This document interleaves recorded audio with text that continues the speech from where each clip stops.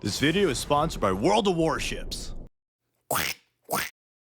Hi friends, I haven't made a dedicated Chaos video on the channel yet, so let's dust off some of these old magic books and break right into a crash course on the Thousand Suns. But before we get into all that, allow me a moment to talk about today's sponsor, World of Warships. World of Warships is an awesome free-to-play naval warfare game on PC and consoles. There's a ton of ship classes to choose from, including real-life, iconic destroyers, battleships, aircraft carriers, and even submarines. Commanding these iconic vessels in battle is made even cooler with the amazing graphics, dynamic weather, and realistic water effects. I can get all the excitement of a ship battle in my gamer dungeon without all the pesky risk of literally actually getting shot in a ship battle. And if that isn't enough for you, well, there's new content every month. Stuff like new ships, in-game nations, cosmetics, new ship classes, and even Warhammer 40k. That's right, there's Warhammer in this game. Woo! So come aboard and either play multiplayer in a division of friends, or if you're lonely like me, you can play alone. Or in less sad terms, operate as a lone wolf. So click the link in the description to play World of Warships and use promo code BRAVO to get an awesome starter pack with 500 doubloons, 1.5 million credits, 7-day premium account access, and a free ship after you do 15 battles. So what are you waiting for? Command your warship now! The Thousand Suns are best known for their opponent psyker abilities, as their Primarch, Magnus the Red, is one of the most powerful psykers in the setting, if not the most powerful psyker in the setting. These are some of the coolest and most unique Marines around. They're an army of dusty ghosts led by super powerful sorcerers with a sick-ass Egyptian flair. That's pretty wizard. The Thousand Suns were the Emperor's 15th Legion and were named the Thousand Suns by the Emperor since originally they only had, as their name suggests, 1,000 Marines at first, which was notably smaller than other legions. In some books, it's also hinted that the Emperor foresaw some of the many tragedies to befall the Thousand Suns and named the Legion as so. And at first, the Legion did as legions do and helped in the Great Crusade, crusading and such. But they weren't really notable until a few years into the Crusade when they magically developed magical powers due to their gene seed. But it wasn't all thousand sunshine and rainbows. These psyker abilities were a lot like drinking an entire case of Mountain Dew Baja Fresh. It's super cool and fun at first, but after a while it'll begin to twist you into a horrible mutant freak. And this was deemed a flesh change on account of it changing the sun's flesh, which honestly is a bit of an understatement in my opinion. Like, technically getting shot in the face and dying is also a flesh change, but you wouldn't call it that. But anyways, the Marines afflicted with the flesh change were put into stasis chambers in hopes of the Imperium finding a cure soon. Although many felt it had changed, the Marines who didn't became extremely powerful psykers and some of the most powerful single Marines. And eventually the Emperor and the Thousand Suns found the Legion's Primarch Magnus the Red on the remote planet of Prospero. Once the Emperor left Prospero, however, the entirety of the Thousand Suns Legion was suddenly affected by the flesh change and would be doomed if not for their gene father Magnus. Magnus tried everything in his power to help his sons, but was initially unsuccessful. Eventually, though, in his desperation, Magnus unknowingly made a deal with Tzeech, losing his eye and much more in exchange for stabilizing the 15th Legion's gene seed. And all I gotta say is, maybe you should have learned to play the fiddle harder, idiot. And also, one on the Magnus wrong counter, please. Although the change was seemingly cured, only 1,000 Suns survived the whole ordeal. Wait, holy crap, 1,000 Suns? That's like their name! Wow!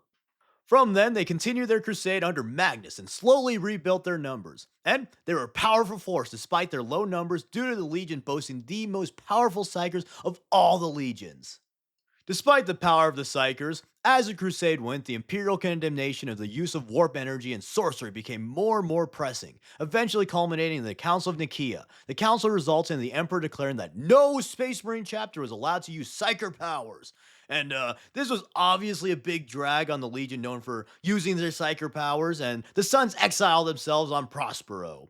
On Prospero, Magnus foresaw Horus becoming Horus Heresy, and he tried to convince Horus not to betray the Imperium. However, unfortunately Magnus is from Prospero, not Persuadero, so his attempts failed and he decided he needed to warn the Emperor of the heresy on the horizon.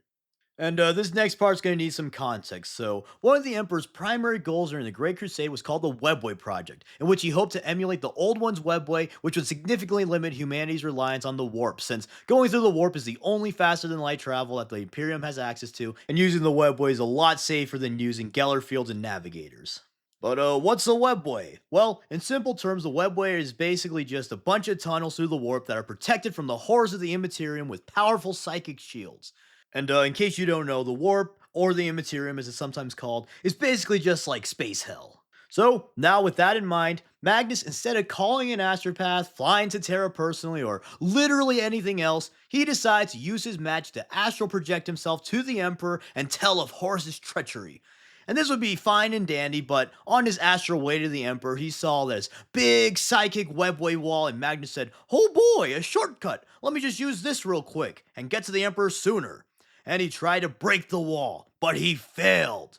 Luckily, some kind, mysterious stranger who's likely in no way sinister at all offered to help Magnus. And Magnus, believing himself to be a total master of the warp, blindly accepted the offer, or I suppose I should say, half blindly accepted it.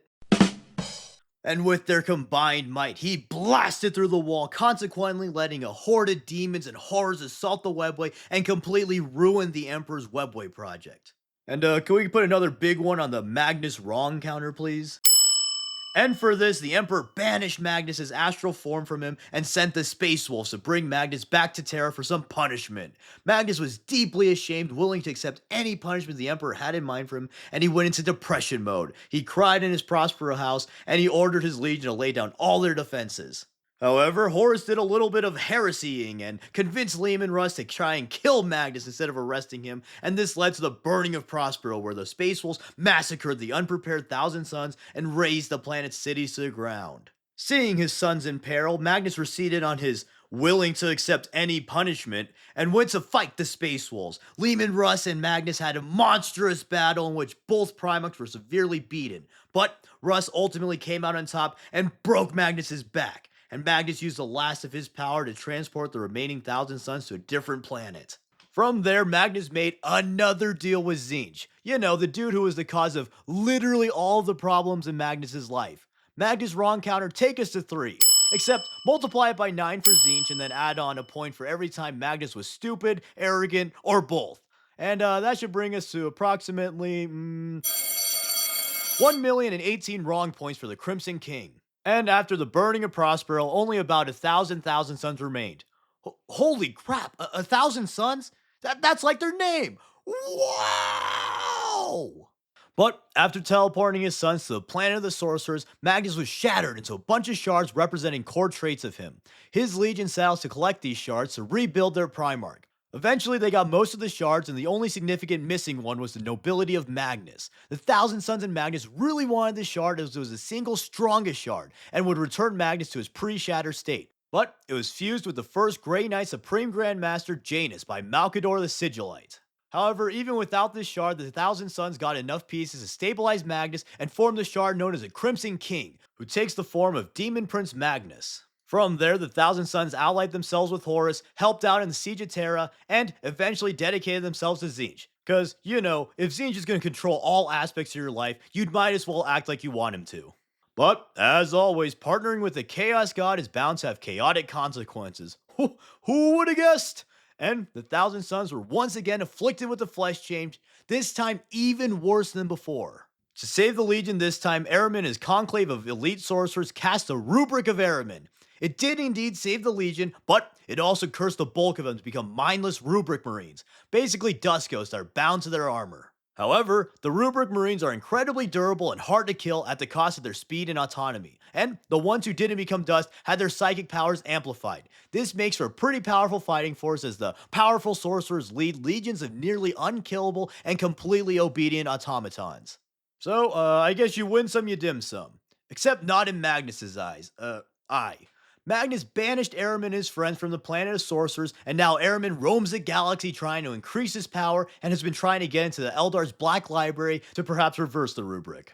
But despite the apparent failure of Ahriman, the Thousand Sons after the heresy were still a formidable force, and their last operation as a unified legion was a Battle of the Fang, where they tried to enact their revenge on the Space Wolves by sieging Fenris.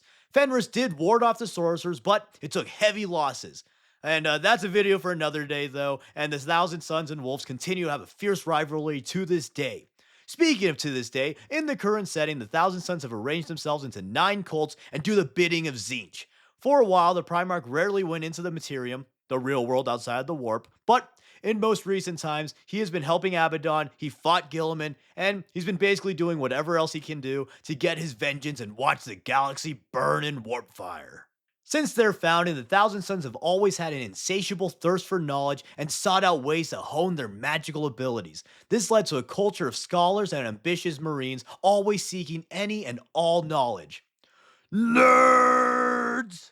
However, this also caused them to, much like their Primarch, act arrogantly and foolhardy at times, as they often overestimated their own power and underestimated the consequences of their failures, which could honestly be the tagline of the Thousand Sons. And after turning to chaos, the Thousand Sons also utilize cultists to gather artifacts for them. The Thousand Sons will often get summoned by a cult and then just steal the cult's artifacts and peace out, which honestly, that's kind of based. But sometimes, if the cult psyker proved to be especially powerful, they may be taken by the Legion, get pumped full of warp energies as a test, and if they happen to survive, they're made into an aspiring Astarte sorcerer. Oh, and let's not forget their obvious ancient Egyptian aesthetic influences. Obviously, their armor, but they also have pyramids on Prospero, and some of their weapons are Egyptian, like their Khopesh. I've also heard that Thousand Sons have a lot of Persian influences, but I'm no history expert, so I can't really speak on the culture much. But yeah, super cool stuff. Thousand Sons are a very unique legion, and Magnus, albeit a constant wrongdoer, is a very interesting character. They're described as a legion of ghosts led by the damned, and that's metal as hell. Plus, wizards, demon, and ghosts make for a super cool army. But let me know what you think of the Thousand Sons. Do you like them? Did Magnus do anything wrong? Yes. And what Chaos Legion is better than them and deserve to be the first Chaos Legion covered on the channel? Let me know in the comments below. And again, thank you to World of Warships for sponsoring this video. Remember to click the link in the description and use code BRAVO to play this awesome naval combat game for free and get awesome bonuses. And of course, thank you for watching, and thank you to my Patreons who help the channel grow and help me make cool videos. And as always, please like, comment, subscribe, and consider sharing all your mindless suits of armor possessed by dust ghosts. Thanks.